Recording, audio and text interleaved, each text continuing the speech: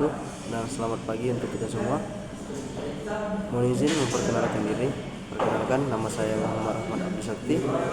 Nomor induk taruna 2342120, jurusan Teknika, dari kelas Engine 4F. Baiklah, pada kesempatan kali ini saya akan menskenariokan pengambilan keputusan saat turunnya tekanan oli main engine yang abnormal. Jika terdengar alarm berbunyi dorong mesin engine tekanan oli yang normal, biasanya yaitu 4,5 bar.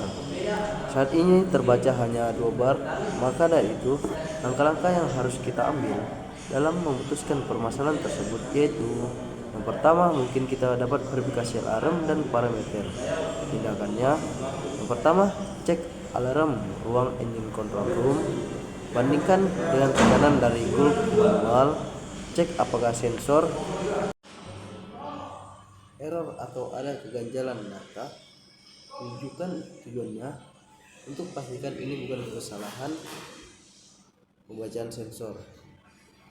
Yang kedua, langkahnya dapat kita ambil komunikasikan dengan cepat. Tindakannya, segera informasikan ke chief engineer dan kapten kapal, sampaikan kondisi mesin kita yang adanya penurunan tekanan dan kemungkinan penurunan akan ada penurunan RPM.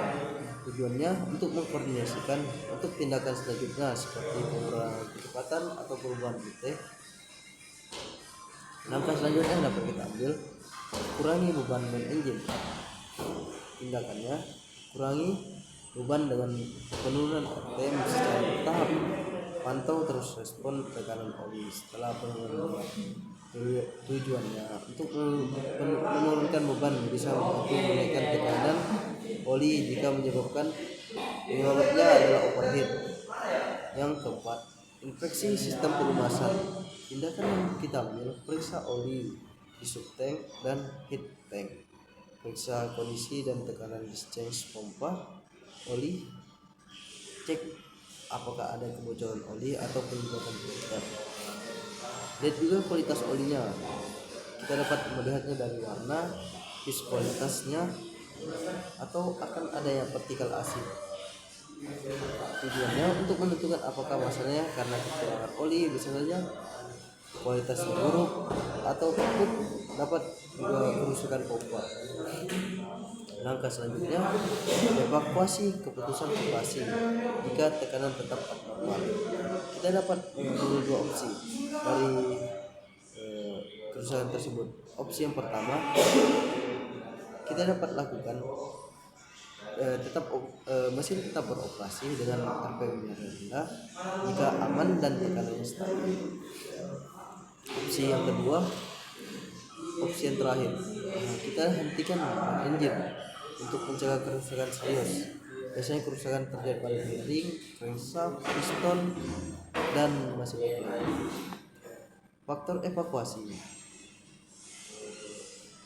seberapa jauh pelabuhan atau tempat aman, persediaan mesin bantu atau tunda, risiko terdapat keselamatan kapal.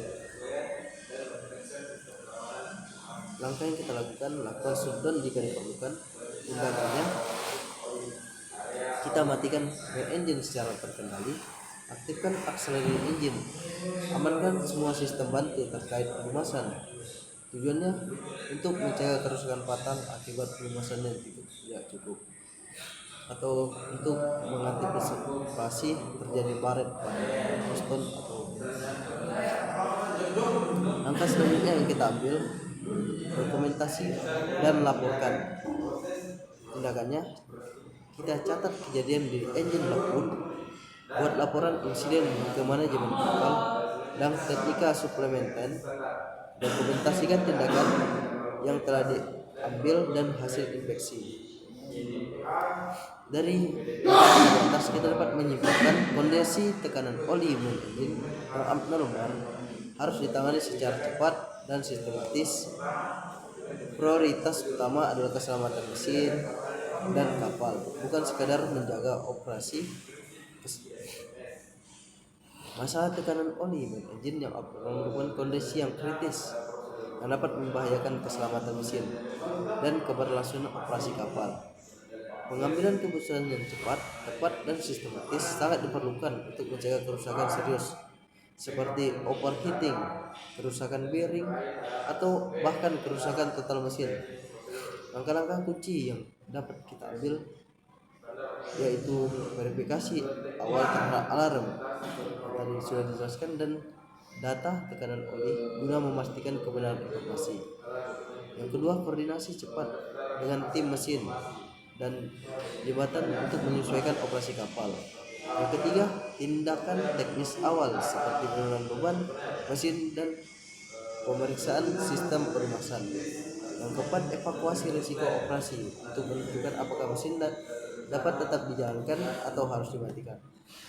Yang kelima, tindakan korektif berupa penghentian mesin jika dibutuhkan untuk menghindari kerusakan lanjut. Keenam, dokumentasi dan pelaporkan sebagai bentuk pertanggungjawaban teknis dan bahan evakuasi perbaikan ke depannya. Keselamatan personel, perlindungan terhadap mesin, dan keberlangsungan operasi kapal harus selalu menjadi prioritas utama dalam setiap pengambilan keputusan di atas kapal. Mungkin hanya itu yang dapat saya sampaikan. Kurang lebih saya mohon maaf. Saya tutup dengan wassalamualaikum warahmatullahi wabarakatuh.